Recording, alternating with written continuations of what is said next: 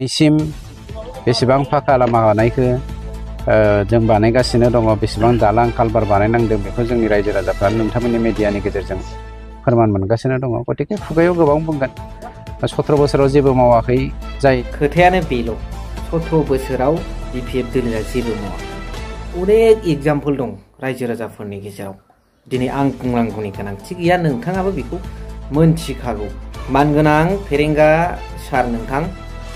नोंथांमोना जे लिटारेचारनि मोनसे गिदिर प्रग्राम बानायो गौराङाव बड'फा कालचारेल कमप्लेक्सआव बड' लिटारेरि जायखिजाया मोनसे प्रग्राम गिदिर बानायो दा बे प्रग्राम जाग्रा बड'फा कालचारेल कमप्लेक्सआ सोरनि समाव जानाय प्रमद बर' बिथांनि सासन समाव जानाय ना हाग्रामा महिलारि बिथांनि सासन समाव जानाय बेखौ रायजो राजाफ्रा उइटनेस नोंथाङा फिदिं फिथा बुंबाबो जाया शान्ति खौसेथि आरो गोरोबलायनाय आरो जौगाथायखौ अल्टारनेटिभ वेखौ मानगिरि प्रमद बर' बिथांनि दैदेननाय इउपिपिएल दोलोखौल' नुखादों गोजोन आरो जौगानायखौ मानगोनां प्रमद बर' बिथांनि दैदेननायावल' नुनो मोनो रायजो राजाफ्रा आच्छा गोजोन जाबायब्ला हारिनि थाखाय दावहा नांबोनाय गोलाव सम दावहा नांबोनाय एक्स एनडिपि आदामोना मानो दिनैसिमबो जेलाव दङ आरो बिथांमोना केस सलायनो थाखाय गावबागाव सम्पतिखौ फाननानै गुबुन गुबुन आउट अफ स्टेट गेलेहैनांगौ जायो थांनांगौ जायो कर्टआव हाजिर होनांगौ जायो बेफोर मा दासिमबो जोबा नामा दा हारिनि थाखाय जुजिग्रा दावहा नांग्रा जोहोलावफ्रानो बिराद खैफोदाव दासिमबो गोलैनानै दं बेखौ जों बोरै एकर्ड खालामा मालाय सान्थि हो आरो दिनै नोंथांमोना एसियाव ओंखाम जादों एसियाव उन्दुनो मोन्दों नाथाय रायजो राजा माखासे दङ जायफोर बिथांमोना दासिमबो जोबोद खस्थ' खालामनानै सोलिनानै दङ बेखौ प्रमद बर' बिथाङा सिगाङाव गाव लेक्सार होबोनाय बादि मावफुंजोबनानै अनजोबनानै बिथांमोनखौ लेभेलाव लाबोनांगौमोन नाथाय गैया सनितपुर बिश्वनाथनि मानसिफ्रा जोंनि उदालगुरि जिल्लाजों सरजाबनानै भट होनो मोननो थांगासिनो दङ बिश्वनाथ जिल्लानि माखासे गामिफ्रा फैबाय थानाय समाव बिटिसिनि जानानै इलेक्सन थुनो मोनगोन बे मोजां बाथ्रा उदालगुरि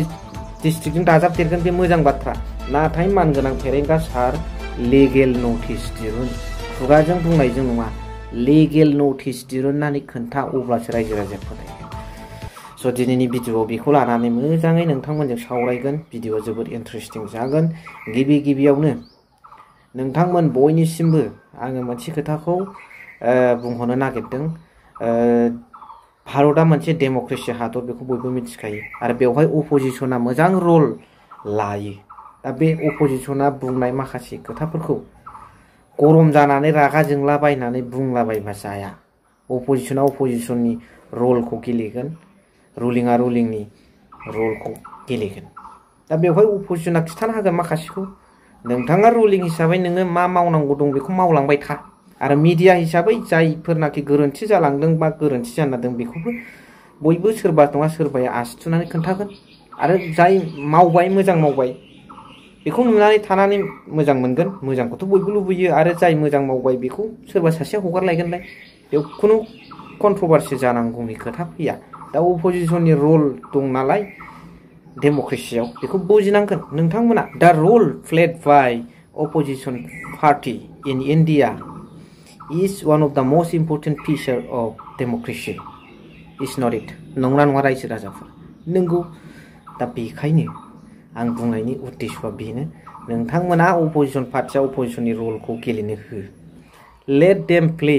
द रल of opposition party in political arena माथो लस दं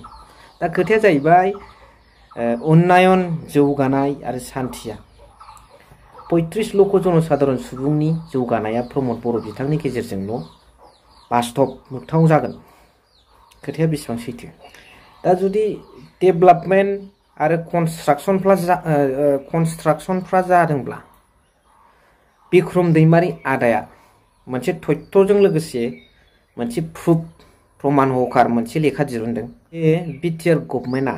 रिपेयारिं नङा दे आरो रिकनस्ट्राक्सनबो नङा निउलि कनस्ट्राक्टेड रड मोनसे बानायदों गोदानै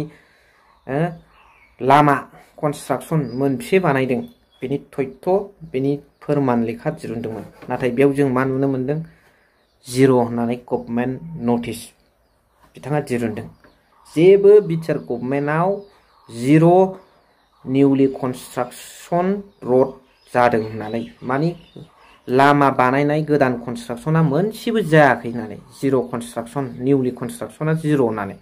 दा अब्ला नोंथांमोना मा बुजिगोन बेखौ उन्नयन डेभेलपमेन्ट होनगोन ना सान्थि होनगोन ना प्रमद बर' बिथांनि नाजानायाव जौगानाया बिटिआरनि सोलायनाया बेनो नामा बेखौ बुंगोन दा बेखौनो नङागारा दुगायै मानगोनां फेरेंगा बिथाङा मा बुंदों बेखौ नायनानै जोबनायाव कमेन्ट हरबानो जाबाय जोंनि सरकारा जेसेबांसिम थागोन जों बेखौ पाब्लिक सेभानि खामानिखौ मावबाय थागोन बेवहाय खजबारि बुरबस्तियावल' नङा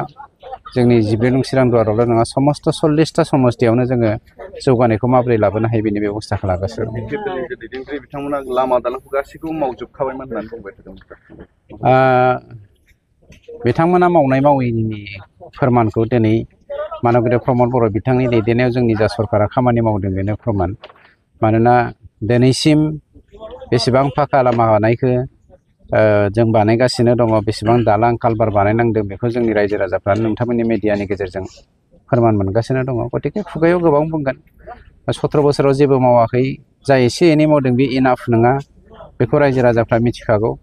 बेनि अनगायैबो नोंथांमोना मिथिगौ बिथांमोना दिनैसो गावसिनि सरकारा पार्टिया सरकाराव फैफिनोब्ला हा होगोन होननानै बुंदों बिटिसि बिसायख'थियाव जोङो आउट अफ 40टा माबायावनो बियाबावनो जोङो गेलेगोन बेवहाय रावजोंबो कमप्रमाइस खालामनाय जाया मानोना बिटिसिनि रायजो राजाफ्रा दिनै सान्थि खौसेथि आरो गोरोबलायनाय आरो जौगाथायखौ अल्टारनेटिभ वेखौ मानगोदेब प्रमद बर' बिथांनि दैदेननाय इउपिपिएल दोलोखौल' नुखादों गतिके इउपिपिएलखौ नागारनानै 35 लाख बिटिसि बासिया गुबुन पार्टियाव थाङा आरो गुबुन पार्टियाव भट होनायखौ लुबैया जायनि जाहोनाव जों 40टा समस्तियावनो टिकेट गेलेगोन सनितपुर बिश्वनाथनि मानसिफ्रा जोंनि उदालगुरि जिल्लाजों सरजाबनानै भट होनो मोननो थांगासिनो दङ बेखौ नोंथांमोना साननैसो उनाव मिन्थिनो हागोन नुनो मोनबाय मा सानो कमेन्ट्सनि गेजेरजों लिरनानै हर थेंक इउ भेरि माच फर वाचिं लाभ इउ